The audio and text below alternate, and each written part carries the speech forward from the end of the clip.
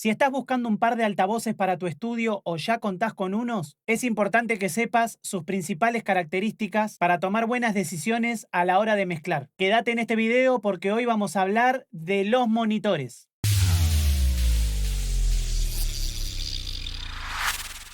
¿Qué onda mi gente del otro lado? Quien te saluda acá, Alan DLC, y sean bienvenidos a un nuevo video. Como ya lo anuncié, hoy quiero que hablemos de los monitores.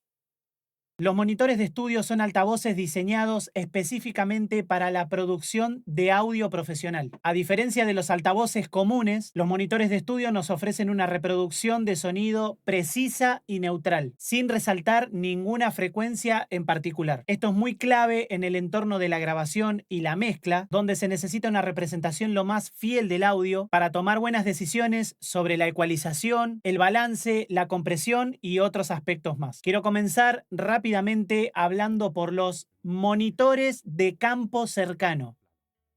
Estos están diseñados para ser escuchados a distancias cortas, alrededor de 1 o 2 metros de distancia aproximadamente. Sus principales ventajas: minimizan los efectos de la acústica de la sala si no está bien tratada, son ideales para estudios pequeños, ofrecen una imagen estéreo precisa y clara, pero una de sus desventajas es que justamente no son buenos para reproducir frecuencias graves, mezclas de subgraves y bajos debido a su tamaño reducido. Luego de esto nos podemos encontrar con los monitores de campo medio. Estos van colocados a una distancia media justamente desde el punto de escucha, aproximadamente entre los 2 y los 4 metros de distancia, y nos ofrecen un mayor rango de frecuencia y más capacidad de volumen a la escucha. Esto los diferencia de los anteriores mencionados, pero también requieren de una sala un poco más grande y en lo posible tratada acústicamente. Luego nos podemos encontrar también con los llamados monitores de campo lejano. Estos fueron diseñados para escucharse ya a larga distancia, estamos hablando de mayor a los 4 metros desde el punto de escucha. Son capaces de reproducir un amplio rango de frecuencias, en especial los bajos muy profundos. Esto los convierte en los ideales para estudios profesionales, obviamente con tratamiento acústico, pero tienen un punto en contra y es que justamente requieren de un espacio muy amplio y la gran mayoría de estos suelen ser muy costosos. Además de estas tres características, también quiero resaltar una cualidad muy particular de los monitores, que son conocidos como monitores activos y pasivos. Su principal diferencia es que los activos poseen un amplificador interno para su funcionamiento. Esto los vuelve muy cómodos y prácticos. Solamente es cuestión de enchufarlos, prenderlos. Suelen tener el interruptor delante, algunos lo tienen por detrás. Es tan simple como eso. A diferencia de los pasivos, que requieren un amplificador externo para que le dé la potencia para poder trabajar. Un claro ejemplo de esto son los sistemas Home, los sistemas de sonido 5.0, los que se utilizan para ver películas en el living de las casas, donde se conectan mediante varios cables los distintos parlantes y son alimentados por un amplificador principal. En el caso de los estudios de grabación, un claro ejemplo de esto son los monitores tan famosos, legendarios, históricos y conocidos Yamaha NS10, donde nos brindan una respuesta plana y son muy utilizados en los estudios como punto de referencia para tener una escucha nítida y hacer la comparativa en las distintas situaciones donde se va a escuchar la mezcla. Otro de los factores a tener en cuenta son las potencias y vías.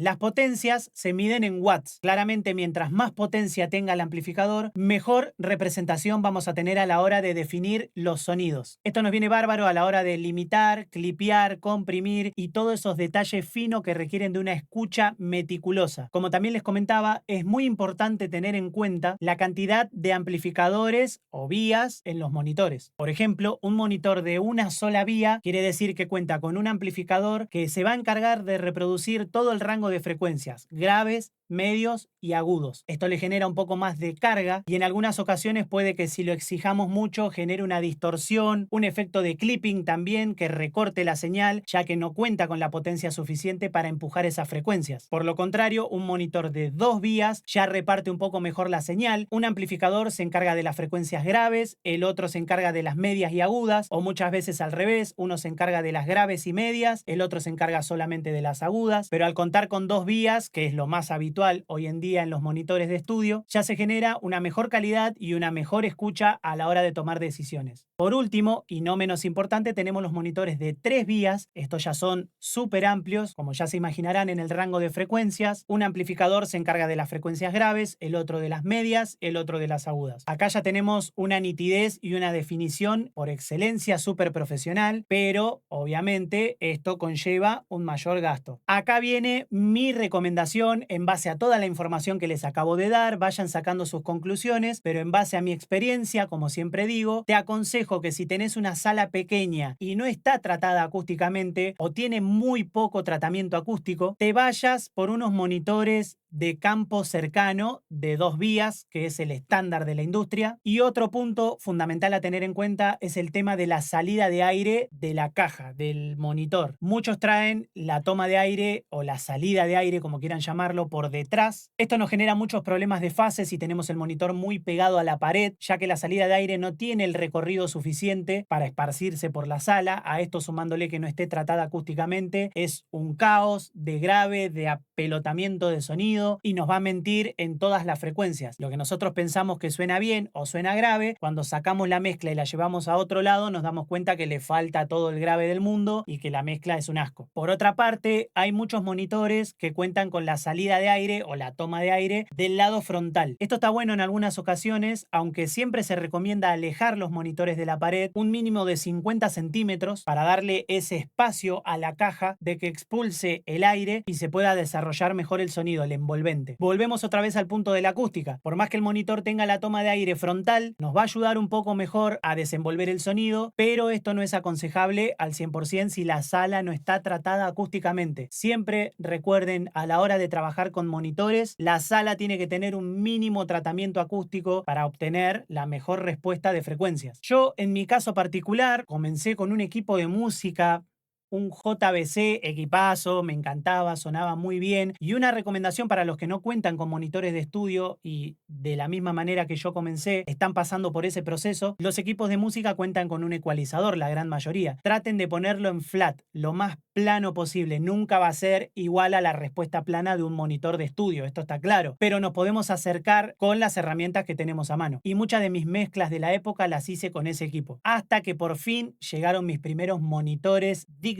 profesionales para mezcla, para home studio, mis M-Audio Studio Pro 3. Estos eran súper chiquitos, pero eran cómodos, fáciles de transportar y me ofrecían una mejor calidad y nitidez en los agudos. Esto estaba bueno para tener una mejor escucha, siempre y cuando yo me ayudaba de los graves del equipo de música y los agudos de mis monitores, porque al ser tan pequeños, estamos hablando de un cono de 3 pulgadas, chiquito, obviamente no lo puedo exigir a que me tire las frecuencias graves. Entonces yo siempre lo complementaba a lo que yo ya tenía. Luego de eso llegaron los Rokit KRK de 8 pulgadas. Estamos hablando de una bestia de monitores, no solo por dentro, en su funcionamiento, en la calidad, en la marca, sino también en el peso y la estructura. Estamos hablando de un cono de 8 pulgadas, pesados, súper difíciles de transportar. Era para colocarlos en un stand y tenerlos ahí, no tocarlos nunca más. Mayormente los KRK o los que cuentan con los KRK me darán la razón, pero suele enfatizar un poco las frecuencias graves, las subgraves, especialmente los de 8 pulgadas que tienen el cono mucho más grande.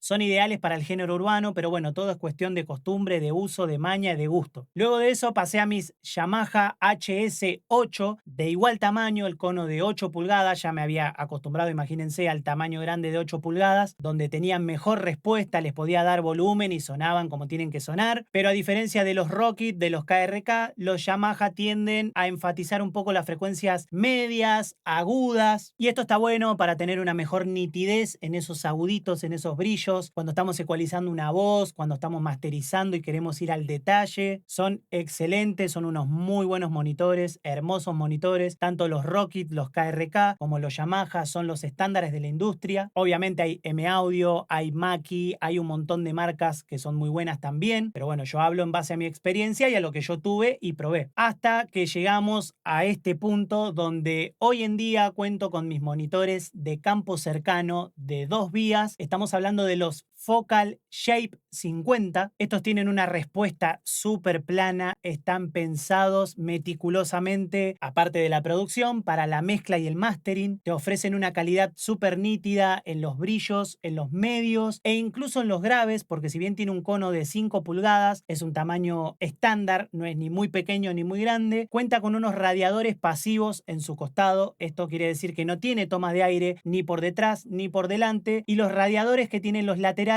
actúan como compresor de sonido. ¿Esto qué quiere decir? Que cuando se involucran frecuencias graves en la mezcla, comprimen ese aire que se encuentra en el interior y te ofrece una respuesta más realista de lo que está sucediendo en la mezcla. No van a notar que explotan los graves, no van a notar que le falta grave, pero sí van a escuchar todo en su lugar y lo más correcto y fiel posible. Por eso es que tienen un valor un poco elevado, a diferencia de los anteriores, pero realmente valen la pena y son de una calidad increíble. Además, estos monitores están diseñados para ser colocados cerca de la pared, algo muy inusual, y pocos monitores que yo conozca cuentan con este detalle. Son excelentes para home studio, para espacios reducidos, donde uno no tiene la capacidad de correrlos de la pared porque se les achica el espacio o no tienen el suficiente tratamiento acústico para hacer esto. Son los monitores. Su calidad me ayuda muchísimo hoy en día en mi flujo de trabajo a mejorar mis mezclas y a entregar un trabajo bien hecho. Así que nada, mi gente, llegamos al final de este video. Espero que les haya gustado, espero haber despejado sus dudas. Igualmente, si hay algo que les quedó dando vuelta en la cabeza, los invito a que me dejen abajo en los comentarios cualquier cosa que quieran saber al respecto. Estoy para contestarles y para responder sus inquietudes, como siempre. Gracias por el aguante, te invito a que te suscribas si todavía no lo hiciste.